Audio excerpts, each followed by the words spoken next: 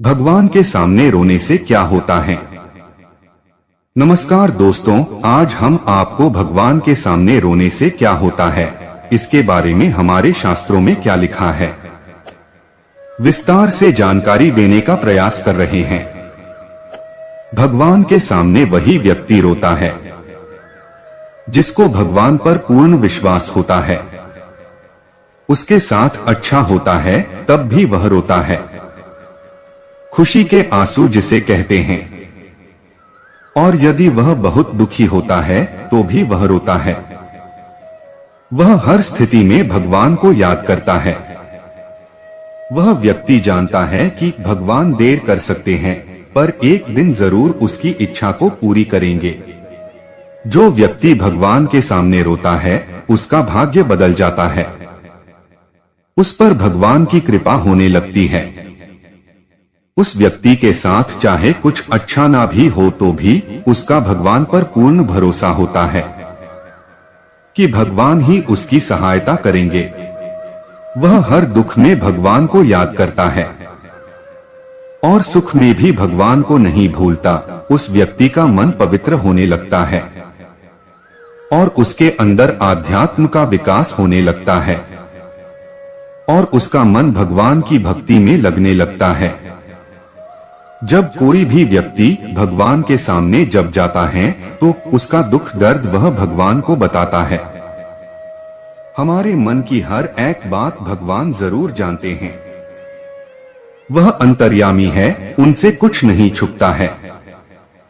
जब किसी व्यक्ति को भगवान के पास जाते ही रोना आता है तो उसे यदि मुसीबतों से जल्दी बाहर निकलना है तो उसे भागवत गीता पढ़ना शुरू कर देना चाहिए। क्योंकि जब कोई दुखी व्यक्ति भागवत गीता पढ़ता है तो उसे बहुत जल्दी भगवान उसे सही राह दिखा देंगे। अगर कोई विधि पूर्वक भागवत गीता पढ़ता है तो उसके जीवन में चमत्कार जरूर होता है। आप भगवान की स्तुति करें, वो आपके जीवन के बड़े से बड़े संकट को दूर कर देंगे। भगवान के सामने रोना चाहिए या नहीं? सनातन धर्म को मानने वाले प्रत्येक व्यक्ति का अंतिम लक्ष्य मोक्ष की प्राप्ति होता है। हर व्यक्ति चाहता है कि वह जीवित अवस्था में सारे सुख भोगे और मृत्यु के बाद उसे मोक्ष की प्राप्ति हो जाए। और भौतिक सुख प्राप्त करने के लिए भगवान से प्रार्थना करना प्रारंभ कर देता है। वह चाहता है कि उसे दुनिया की सारी खुशियां मिल जाएं। पर हर व्यक्ति को इस बात पर गौर करना चाहिए कि भगवान का यह फर्ज होता है कि अपने भक्त का पेट भर जाए। उनका यह फर्ज नहीं है कि वह आपकी हर इच्छा पूरी करे। आपको यदि अपनी ढेर सारी इच्छाओं को पूरा करना है तो उसके अनुसार मेहनत भी करना पड़ेगी। भगवान ने भी इस धरती पर जन्म लिया और अनेक संघर्ष किए। इसलिए सभी व्यक्तियों को किस तरह जीवन जीना है उन्होंने लोगों को यह बता दिया कि जीवन को कैसे जीना चाहिए। इस धरती को मृत्युलोक कहा जाता है। मृत्युलोक पृथ्वी को इसलिए कहा गया है कि व्यक्ति यहाँ पर अलग अलग योनियों में जन्म लेता है और मरता रहता है। और 84 लाख योनियां होती हैं जिसमें से मनुष्य का जन्म बहुत मुश्किलों के बाद बहुत सी योनियों में भटकने के बाद मिलता है। खाना पीना, बच्चे पैदा करना तो जानवर भी करते हैं, पर मनुष्य का जन्म बहुत से महत्वपूर्ण उपदेशों के लिए होता है। इस धरती पर हम मौज मस्ती करने के लिए नहीं पैदा हुए हैं। इस धरती पर व्यक्ति अपने अच्छे बुरे कर्मों के फल को भोगने के लिए जन्म लेता है। और जो व्यक्ति अच्छे कर्म करता है और नेकी और भलाई का काम करता है और भगवान की भक्ति सच्चे मन से करता है तो उसे भगवान की प्राप्ति होती है।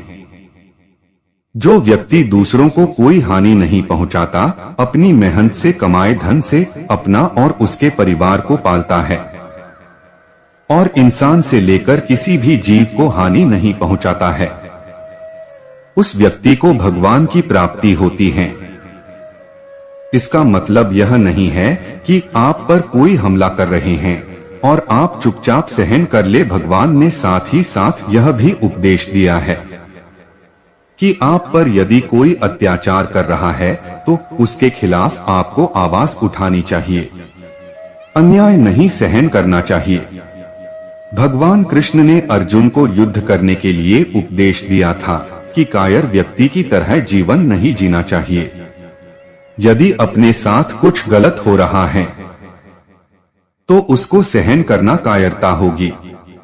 जो ईमानदारी पूर्ण जीवन जीता है, इस तरह के व्यक्ति पर भगवान की विशेष कृपा होने लगती है। बिना मांगे ही उसके सारे दुख कम होने लगते हैं। उसकी धीरे धीरे सारी परेशानियां कम होने लगती है। वह अपने मन में सदैव अपने इष्ट देव का ध्यान करने लगता है और उसे लगता है कि भगवान मेरे साथ है। उसके साथ बुरा होता है तो भी वह भगवान की इच्छा समझता है और अच्छा होता है तो भी वह भगवान की कृपा समझता है।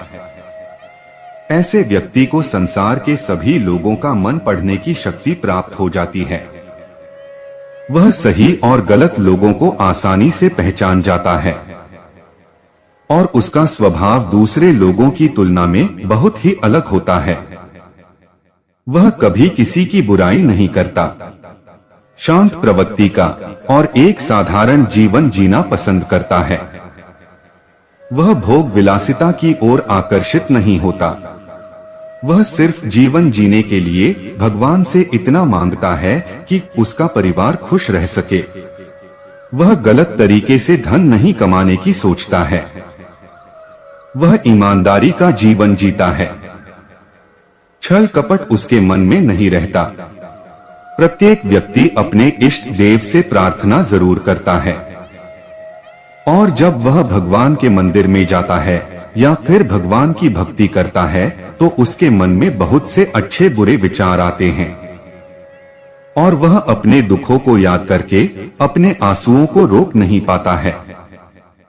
वह भगवान के सामने रोने लगता है और यह संकेत बहुत ही शुभ होता है। आप अपने दुख भगवान को बता रहे हैं, क्योंकि यदि आप अपने दुख दूसरे लोगों को बताएंगे तो वह आपकी सहायता करने के बदले में आपसे कुछ भी मांग सकता है और आपको उसका जिंदगी भर एहसान मानना पड़ सकता है। दुख के समय भगवान ही आपकी सहायता करने के लिए किसी न किसी रूप में आपकी मदद करते हैं। इसलिए भगवान को हमें हमारे दुख बताना चाहिए और भगवान के सामने आप रो भी सकते हैं। वो आपके दुख को समझेंगे, दूसरे लोगों की तरह आपका मजाक नहीं उड़ाएंगे। भगवान आपके दुखों को दूर करेंगे।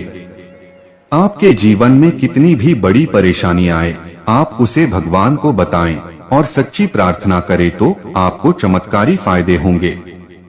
धार्मिक पुस्तकें पढ़ने से जो मन को एकाग्र शक्ति और शांति प्राप्त होगी, जो कभी आपने सोचा भी नहीं होगा।